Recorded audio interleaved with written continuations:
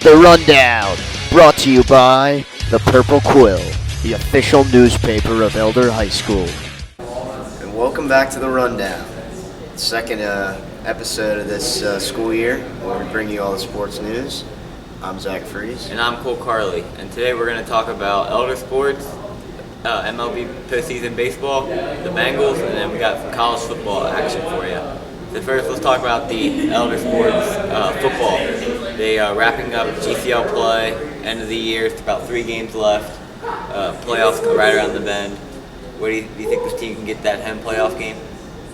Home playoff game will be difficult. You know, you look at down the road, we got some tough opponents, but definitely we can make the playoffs, no doubt about that. It's just, you know, being able to play consistent.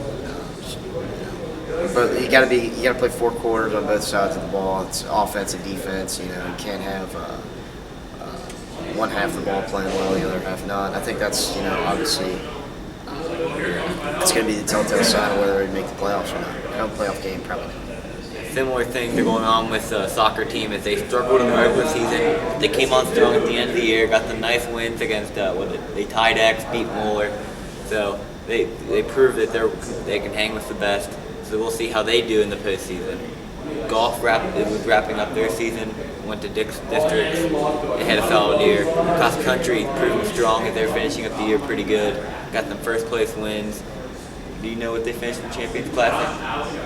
I'm not sure. I know they're top 10 up in the Midwest Champions Classic. Yeah, they've had a great year right now. So that's the Elder sports in the fall. Basketball, winter sports are coming up. So we'll see how Elder moves on as they finish up the fall sports season. Now we'll move on to the MLB postseason.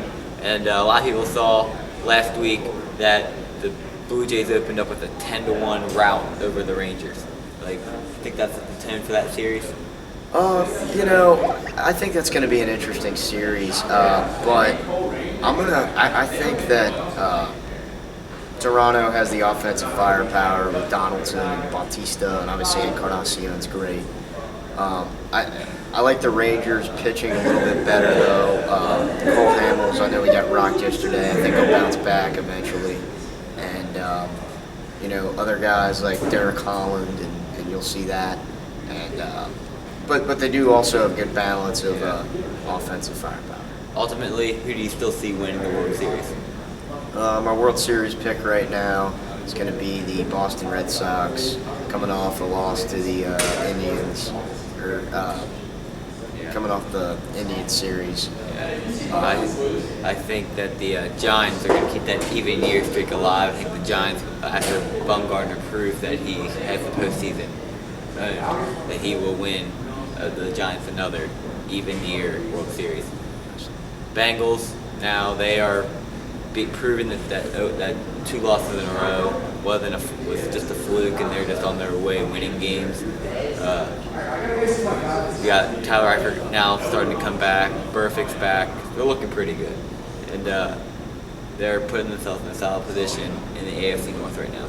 Yeah, they are. I think you know, the AFC North is going to be a tough division to win this year, because I think that the Ravens are more competitive and they won't be, you know, 4-12 or 5-11 like they were last year. The Steelers' offense is maybe the best in the NFL with Big Ben, Antonio Brown, and you know, Le'Veon Bell back. So it'll definitely be interesting. I think the Bengals are still a playoff team, but yeah, the AFC North's tough. We'll see how it goes.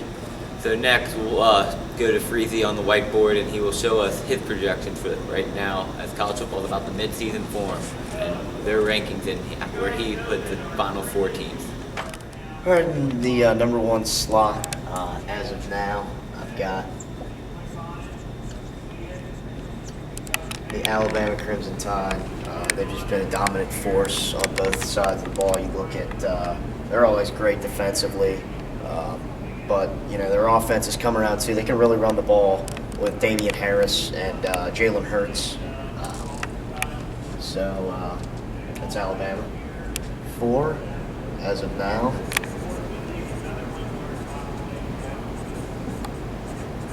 Washington Huskies, they're the best team in the Pac-12.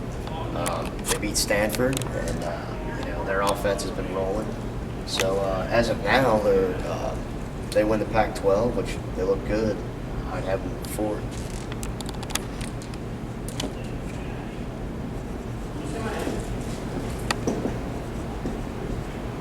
Second, I've got the Michigan Wolverines. I know a lot of people like Ohio State, but Michigan, I think, is the best team in the Big Ten so far this year. Dynamic playmaker like Jabril Peppers, he's terrific. But I like Michigan too.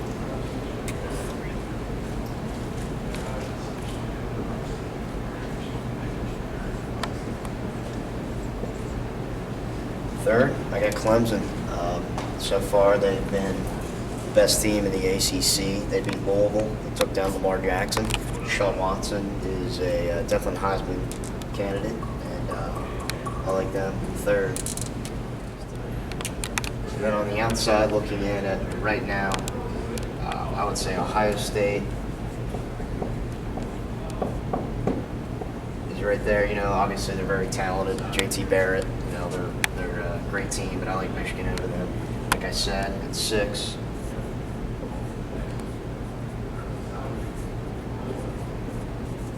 Another team from the SEC, Texas A&M, great offensive firepower, Trevor Knight at quarterback.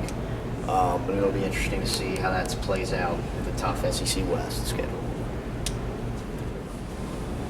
And there you have it. That's the rundown for October. To see other episodes and other videos, go check out our YouTube account and go to EHSquill.org for more stories. I'm Cole Carley. Zach Freeze. We'll see you later.